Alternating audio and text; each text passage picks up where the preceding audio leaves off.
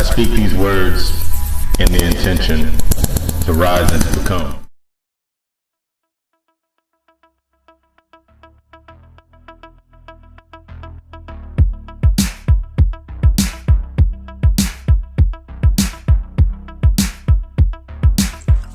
Divine rise, blessed be to your day. May it be everything that you require to create everything that you desire. As I was getting geared up for today, I had this thought. And I was thinking about expectations, and I was thinking about how expectations create exemptions. And then all of a sudden, like, I'm running down the stairs. Now I forget my headphones, and I come back, grab my headphones, and I'm running back up the stairs, so I'm flying back up the stairs. And then I'm like, buddy pass. Buddy pass.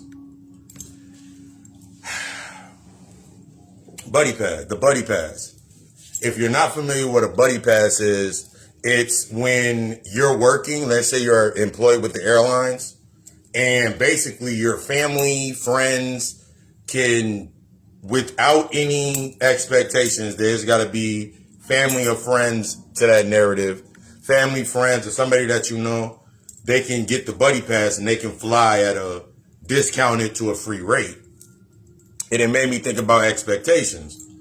And it made me really start thinking, because like this week in the God Hour podcast, we got into the memes and things, talking about the aspects of the pre-post, the premature posting. That means you're posting, you're cutting everything out of your space, and you're not really taking the assessment. If we don't get to the root of the reason why it was in our space in the first place, all we'll be stuck on is saying everybody's toxic and everybody's narcissistic and everybody, it's the victim complex. And then we got into the subliminal martyr complex whenever you're doing your healing work and you're coming through your healing position, and now you're going into spaces to where now there's certain things you're starting to realize, where certain things that you used to connect to things, you're understanding the basis or the attachment that had you in that space. And I explained how, in that segment, I explained how I never really did not dislike the Dallas Cowboys. It was just because, like, for an example, I used a simple example, like in the 4th grade, where there was this girl that I liked, and this dude had a Cowboys jersey. This is back in the day, you know, when the starter jackets was the shit, and he let her hold his Cowboys jersey. So I built that up. So it's like, when we're looking at ourselves, the subliminal martyr complex, it's the things that we're connecting to that bring us into that space, that hold it, that subliminally keeps us attached to certain things. And then we got into that, who am I? All of that's on Grand Rising. All of that's in the God Hour podcast. Episode is streaming now on 8 major platforms. Go ahead, tap in and tune out. Don't do it right now because we're about to build. But it made me think this morning about expectations and how our expectations build exemptions. Think about how your expectations will always build exemptions. You will always have things being exempt based on an expectation. And it's especially when we go into the aspects of thinking about, like, sometimes we're holding on to in the 3rd grade, the friend that you have from the 3rd grade sat there and they had your back when you got pushed around the sandbox, and you've been holding them to that expectation, and they've been exempt. So they've been riding on the buddy pass of that identity that you created. So they're not growing and the behavior's not changing. And now you're getting irritated. Expectations form exemptions that take away accountability. That exemption takes away that accountability.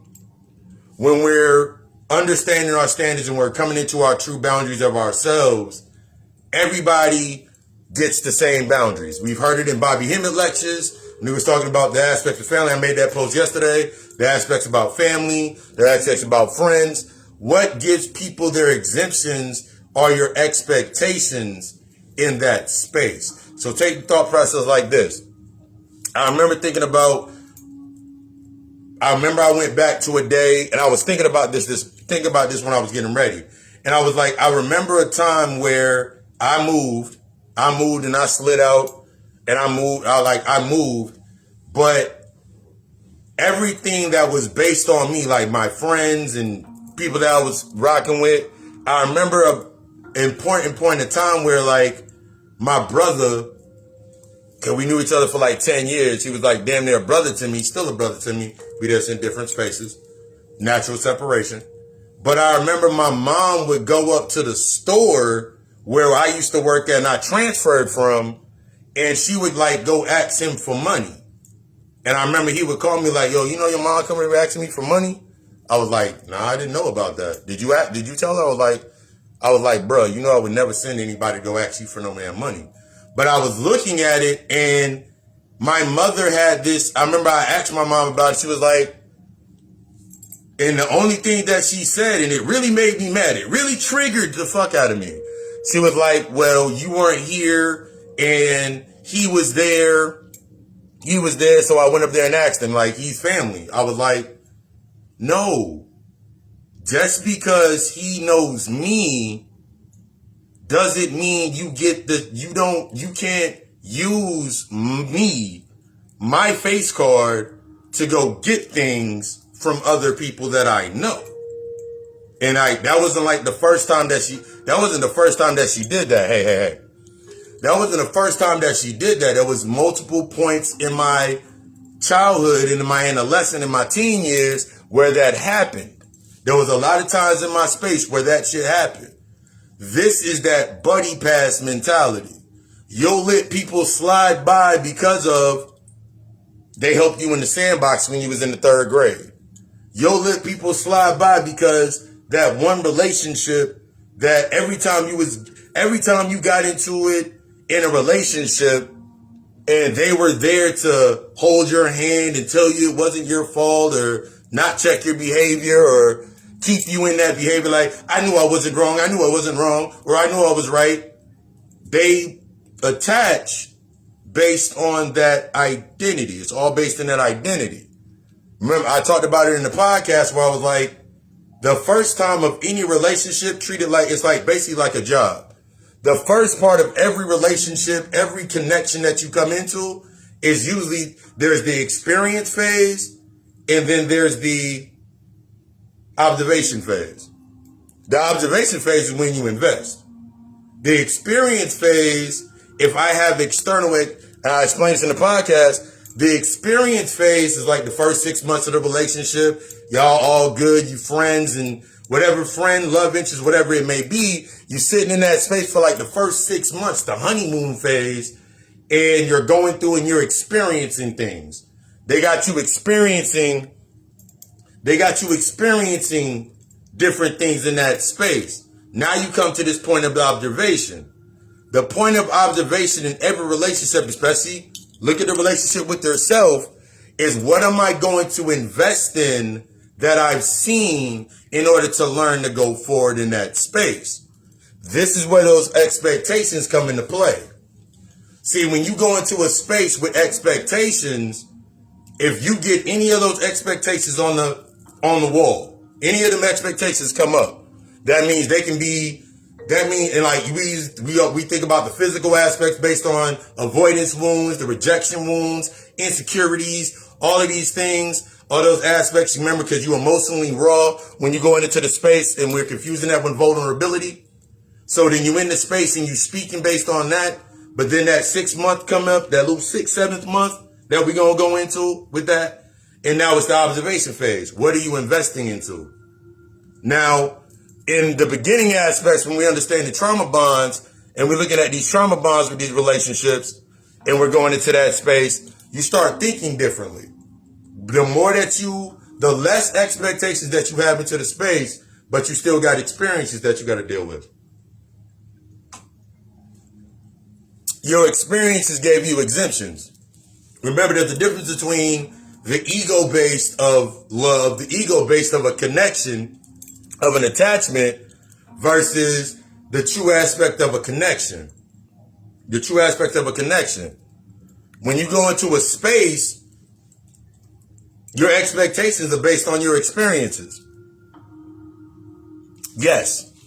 So take that thought process in your mind. Like, how many people in your space, a lot of times when you getting upset, you mad, you wondering about people, and you wonder why you keep getting the same cycle of individuals in your life, it's because that experience or those expectations that you have externally that you built based on necessity, because you're not an authentic self. So you need to build that shadow. That identity that identity was based on expectations.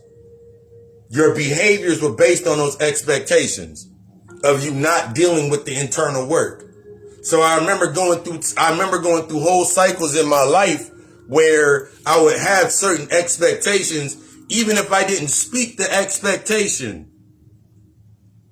And you holding people to these expectations in your mind that they never even agreed to.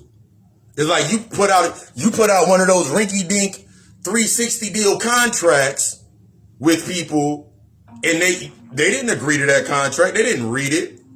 They were just basing on the behavior, basing on that feeling of feeling good.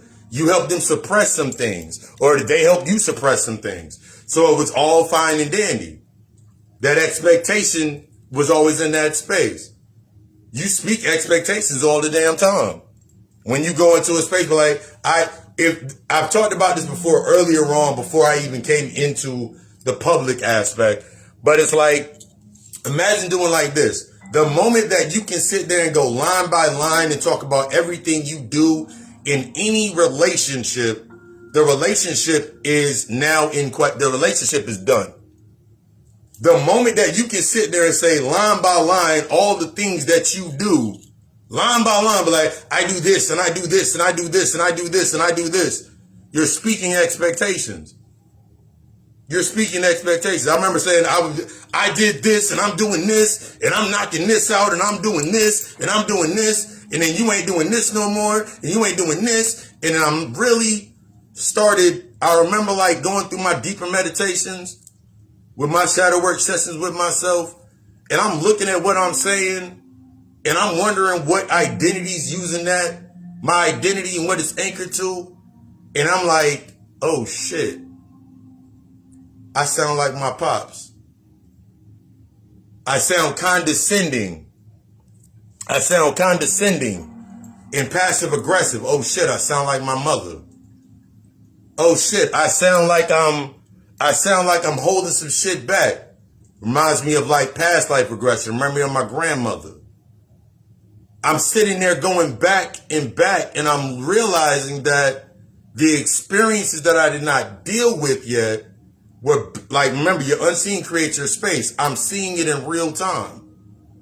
This is when you go into a space. I have no expectations. I have all acceptance, because that's how the natural separation process happens. This is when I talk about when you go into that healing process with yourself. And I've talked about it before in lectures, and we're going to get deep into it on Friday. But I think about the aspects of the healing process with my mother, something also I went into in the podcast. I think about the aspects of the healing the relationships. You're healing relationships for yourself without expectation. You got to remove that expectation. That conversation that you're going to have with your mother, that conversation you're going to have with your father, your pops, sister, brother, uncle, going down the line, or whoever the traumatic experience is not based on fixing that relationship so y'all can kumbaya and go hand in hand into the sunset. You have to remove expectations because you've been living or existing in those expectations. I remember living in the expectation of I wanted my mother to tell me the truth about certain things, and then in experiences in relationships, whenever it came up to like, all you had to do was tell me the truth, and I would get like extra fucking mad for no fucking reason. I'm wondering where the fuck the anger is coming from. It's coming from that same conversation I had with my mother that I'm not having with my mother. Because the conversation I wanted to go a certain way. I had an expectation. If I go have this conversation with my moms, and she don't tell me what I want to hear, where am I stuck at? Remember I dropped that video yesterday about my emotional development. I'm still stuck in the age when I was 13 with that first argument with my mother. your mental development, your mental development only can go for about 5 or 6 years. So think about being 13.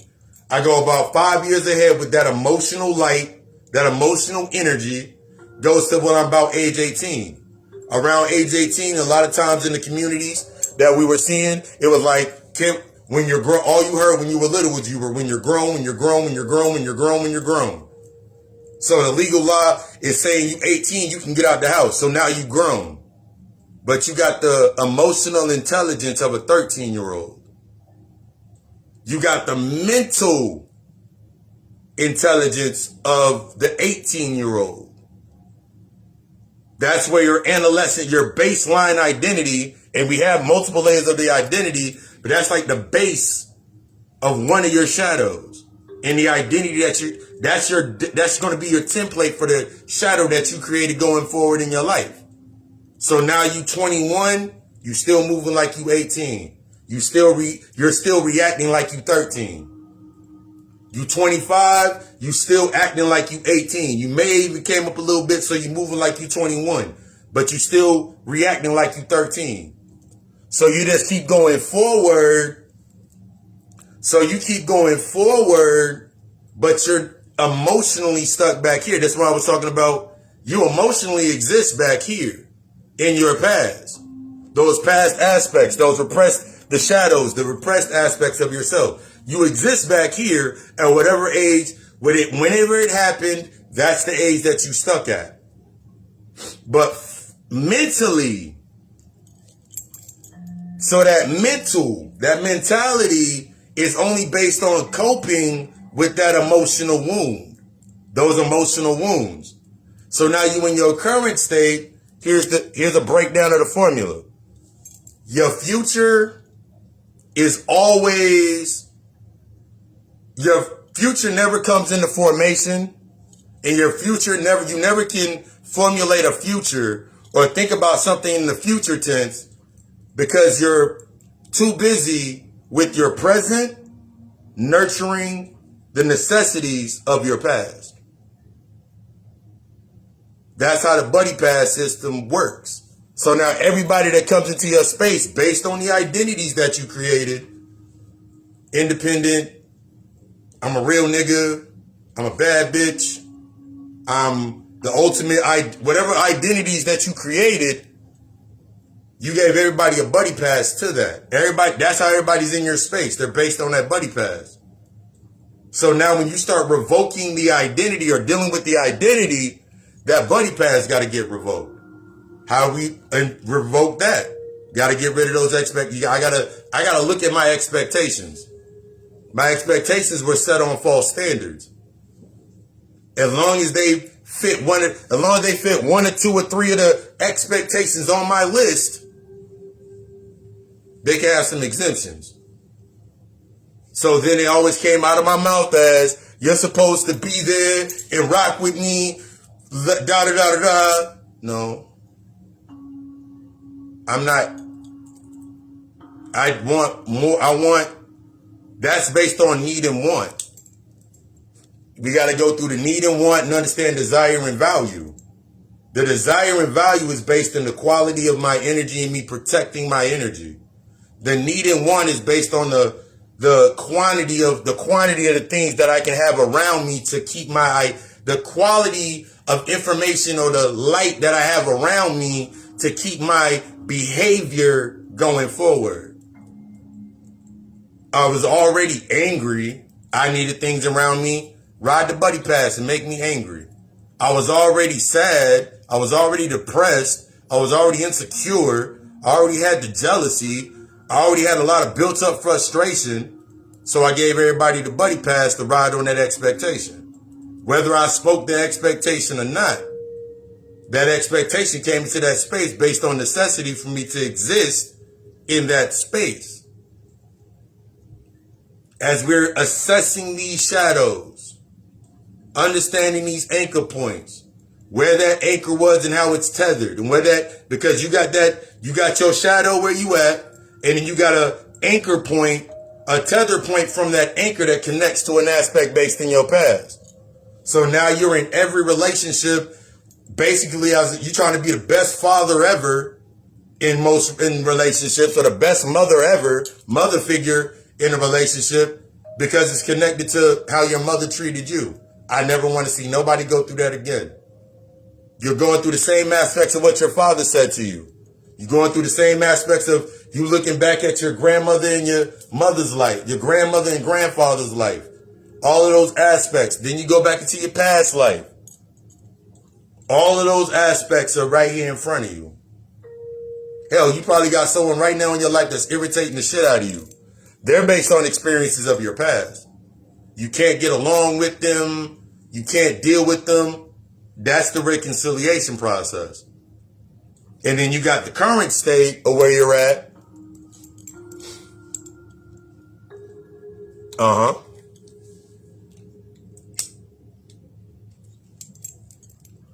Think about it like this. I remember sitting in a position where I would say a lot of times, in like almost every fucking time, I felt powerless based on my expectations. I gave myself a false list of expectations based on necessity. It wasn't my standard. It wasn't truly my standard. Because think about the simple things that you do based on that false narrative or the false standard of your expectation. Your identity is pure. Your identity is the light only from your traumatic experience or the shit that happened to you.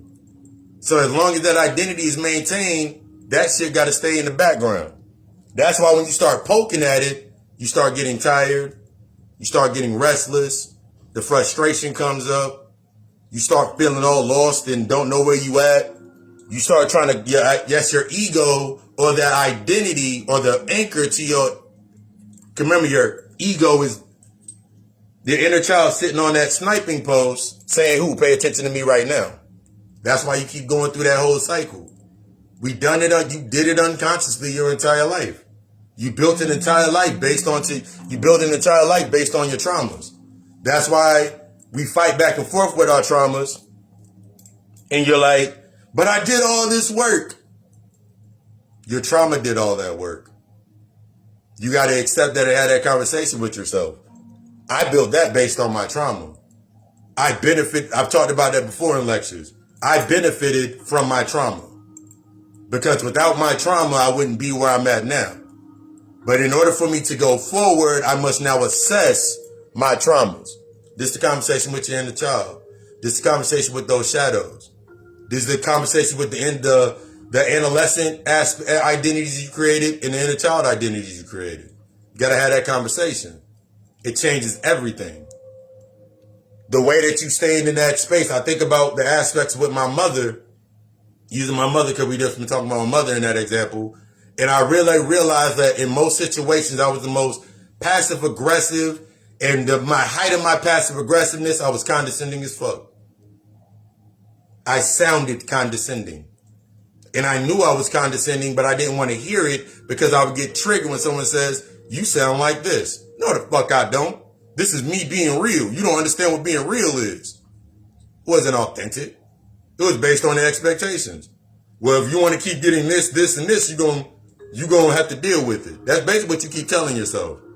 Every time you wake up and you keep doing the same thing, you looking back at yourself, what you're telling yourself mentally is, in order to keep getting what you get, you got to deal with this. Tell yourself thank you, but I want to get to more. Tell yourself thank you, but it's time for me to get to the next. We got to do some work. Be honest with yourself and tell yourself, I got to do some work. You're not doing any of it for anybody else. Think about it like going to the gym. I go to the gym with no expectations.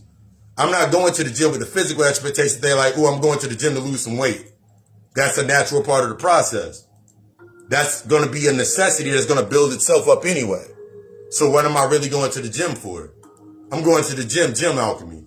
Everything from how I start my workouts to what I write on my bottles, my sigils that I put on my bottles, everything that I do is shifting me outside of my comfort zone. I'm training and disciplining myself. So now when I reach into other spaces that I cannot control, I can't control the external aspect, but I can control how I respond to it. So me going to the gym, it's controlled chaos. Me going to the gym is controlled chaos. Workout, train myself to constrict as I'm lifting weights. Go look at Michael J. White's YouTube. He was talking about like when you lifting weights, constrictor, all of that aspect, the mental alchemy goes into my space. So now when I go into other spaces that are outside of my control, but they're reflected based on my energy, I can better live in that space. I can better act. I can better move in that space. Still no expectations. I accept it for what it is and just move forward. Allowing the natural separation process to happen. Allowing myself to, I said that I was free. Now I'm being tested based on when I was free. I watched a video yesterday while I was doing the podcast, and Morgan Freeman was talking to this white lady. And he said, when people ask God for patience, do you think he sprinkles them with patience? No, he gives them the chance for patience. When we ask for love, do you think that you get this magical aspect of love? Or do you get the chances to see what true love is to yourself? That's what you're doing. You've always been, as I said yesterday, you've always been abundant, but what are you abundant in? You've always been abundant, but if I'm in my survival mode, that means I'm abundant in everything that's going to trigger me to survive. I'm abundant, I'm prosperous in everything that's going to make me survive. I'm wealthy in everything that's going to make me survive. My survival mode gives me expectations. My expectations devoid me of taking accountability. But my peace, in order to get to my peace, I got a challenge that takes accountability. It's time to shift yourself. That's what we got. Basically, it's really what we got into on the God Hour podcast. This week's episode, Memes and Things. Available on all platforms. All the way, it's time to revoke that buddy pass. Yeah.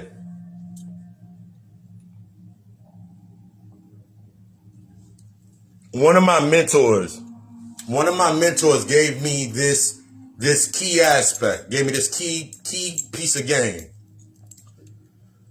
He was like, your standards should be higher than everywhere that you go. Your standards should be higher than everywhere that you go. I didn't know what the hell that meant. I thought it was based on expectations. My standards are always higher than everywhere that I go. Your standards are based on the reflections and the love that you get, the love, the peace, the assessment, the reflection that you get of yourself. My high standard to myself is for me. My high standard creates my boundaries that cause natural separation. There's no more buddy passes. You can't ride with me just because you saved me in the sandbox when we was in the 3rd grade. You can't ride. You're not going to be riding with me on that same pass based on when we went out to the club back in 2009 and then we got in a fight and you had my back. That you ain't riding on that pass no more. Because I ain't riding on that pass no more. I assess that memory. I assess that reflection. I thank you for your patronage. I thank you for your help. I thank you for what you taught me. After you say that to somebody, they really ain't got nothing to say but projection. But you got to understand that I'm here for you, but you got to meet me up here. I'm going to a higher space. If you're ready, then you'll come. If you're not, then thank you. This is your shifting. This is your ability. This you coming into the higher aspects of yourself. I desire you to be the fucking best. I desire you to be the fucking best. I just dropped the TikTok video. It should be in my story now. I put my mantra to it. It's a meditation. It's a breath work aspect. I'm gonna start doing more of those. It's a breath work. It's one of my older mantras when I said I am free.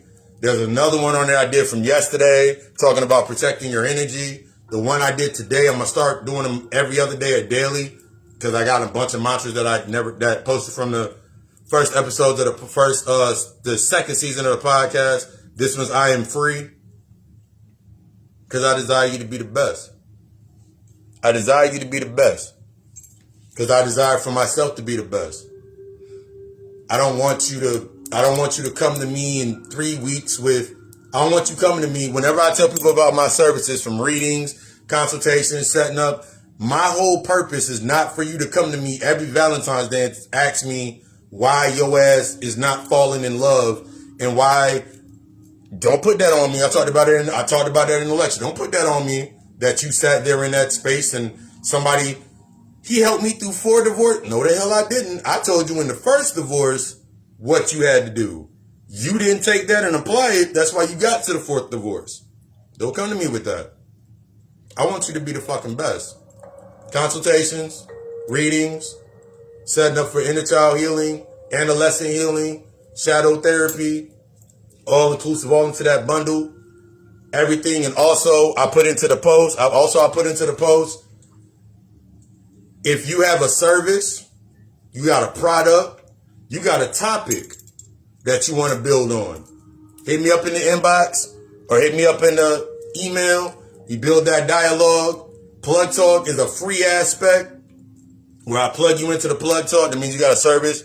I shout you out in the Plug Talk. Or you can tap in and you can become a sponsor of the God Hour podcast or a sponsor of said videos so that sponsorship goes across everything that I post. So when I post a new video, I can put your product or your service in there as an ad in there. Starts at $20. I desire you to be the fucking best. All we're doing is growing over here. LLC mentality. Let's do the work. I love you. We love us. Ashe.